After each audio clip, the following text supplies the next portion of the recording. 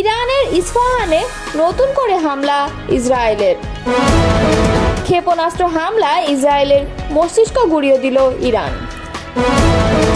ইসরায়েলের দাবি মিথ্যে। ইরানের পরমাণু কেন্দ্র নিয়ে চাঞ্চল্যকর তথ্য কূটনীতিকদের। এতক্ষণ শুনছিলেন সংবাদ শিরোনাম, এবারে বিস্তারিত। ইসরায়েলি সেনাবাহিনী জানিয়েছে কিছুক্ষণ আগে তারা ইরানের ইস্পাহানে একযোগে বেশ কয়েকটি হামলা চালিয়েছে।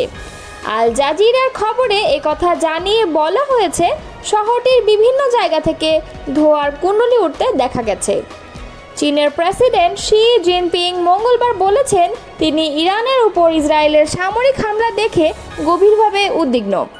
একই সঙ্গে চীনা মার্কিন প্রেসিডেন্ট ডোনাল্ড ট্রাম্পকে এই উত্তেজনার মধ্যে আগুনে ঘি ঢালার অভিযোগ এনেছেন। খবর এএফপির। গত সপ্তাহে ইসরায়েল হঠাৎ করে ইরানের বিভিন্ন লক্ষ্যবস্তুতে বিমান হামলা চালায়।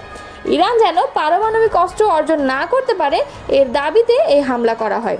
তবে ইরান জোর দিয়ে বলছে তাদের পারমাণবিক কর্মসূচি শান্তিপূর্ণ। এই হঠাৎ উত্তেজনা গোটা অঞ্চলে বিস্তৃত যুদ্ধের আশঙ্কা সৃষ্টি করেছে। এরই মধ্যে প্রেসিডেন্ট ট্রাম্প ইরানকে আবারও আলোচনায় ফিরতে আহ্বান জানিয়েছেন। তিনি দাবি করেন ইসরায়েলের হামলার কারণে চলমান পারমাণবিক আলোচনা বাধাগ্রস্ত হয়েছে। ট্রাম্প নিজের সামাজিক যোগাযোগ মাধ্যম ট্রুথ সোশ্যালে এক বিস্ময়কর সতর্কবার্তা দিয়েছেন, সবাইকে অবিলম্বে তেহরান থেকে সরে যেতে হবে।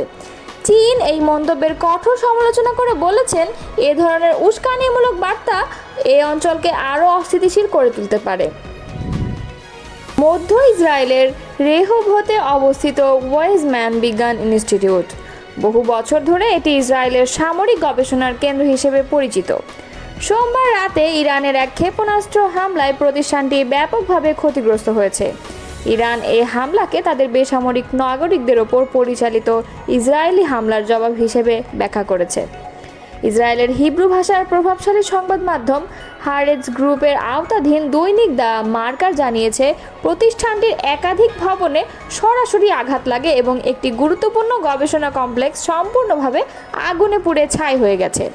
এই গবেষণাগারগুলোতে জীবনবিজ্ঞান, কৃত্রিম বুদ্ধিমত্তা এবং অণুজীব বিজ্ঞানের উপর অত্যাধুনিক গবেষণা চলত, যেগুলোর ফলাফল ইসরায়েলের নজরদারি প্রযুক্তি, টার্গেটিং সিস্টেম এবং অস্ত্র ব্যবস্থাপনায় সরাসরি প্রয়োগ হয়েছে। এসব প্রযুক্তি গাজা, লেবানন, ইয়েমেন এবং সম্প্রতি ইরানের ভূখণ্ডে পরিচালিত হামলায় ব্যবহৃত হয়েছে। ওয়েজম্যান ইনস্টিটিউটকে অনেক সময় ইসরায়েলের বৈজ্ঞানিক ও সামরিক মস্তিষ্ক বলে আখ্যা দেওয়া হয়, কেননা এখান থেকেই মূলত পরিচালিত হয়েছে ড্রোন প্রযুক্তি, এয়ার স্ট্রাইক কন্ট্রোল সিস্টেম এবং যুদ্ধক্ষেত্রে মেডিকেল টেকনোলজির গবেষণা, যা বহুবার বিভিন্ন বেসামরিক জনপদের বিরুদ্ধে ব্যবহৃত হয়েছে। ধ্বংসপ্রাপ্ত গবেষণাগারগুলোর মধ্যে একটি পরিচালনা করতেন ইসরায়েলি অধ্যাপক এলদাদ জাহর। তিনি আণবিক কোষ জীববিদ্যার একজন প্রবীণ গবেষক। অপরদিকে অধ্যাপক এরান সেগালের কৃত্রিম বুদ্ধিমত্তা গবেষণাগারেও সরাসরি আঘাত লেগেছে। তিনি জানান মিলিয়ন ডলারের যন্ত্রপাতি পানিতে ও কাঠামোগত ক্ষতিতে একেবারে ধ্বংস হয়ে গেছে।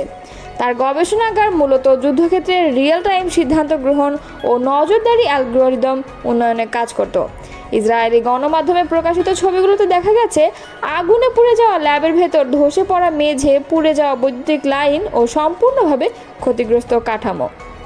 সূত্রগুলো বলছে এটি ছিল ইরানের একটি নির্ভুল হামলা। দ্য মার্কার তাদের প্রতিবেদনে উল্লেখ করেছে ইরানের এই হামলা কোনো এলোমেলো হামলা নয়, বরং খুবই সচেতনভাবে বাছাইকৃত একটি আঘাত।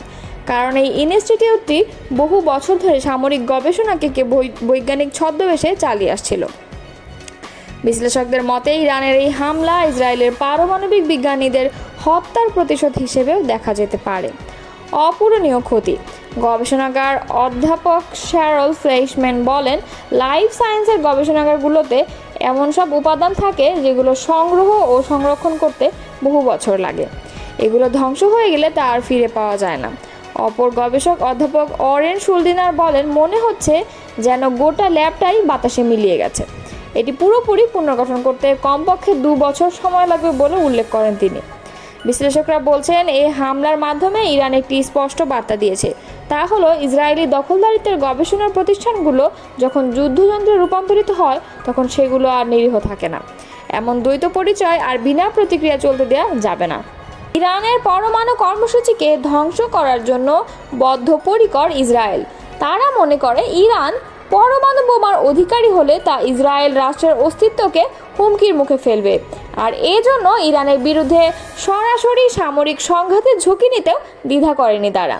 তবে এক্ষেত্রে ইসরায়েল যে যুক্তরাষ্ট্রের সহায়তা ছাড়া এককভাবে সফল হতে পারবে না তা স্পষ্ট করে তুলে ধরেছেন সাবেক ইসরায়েলি কূটনীতিক ও রাজনৈতিক বিশ্লেষক আলন পিঙ্কাস।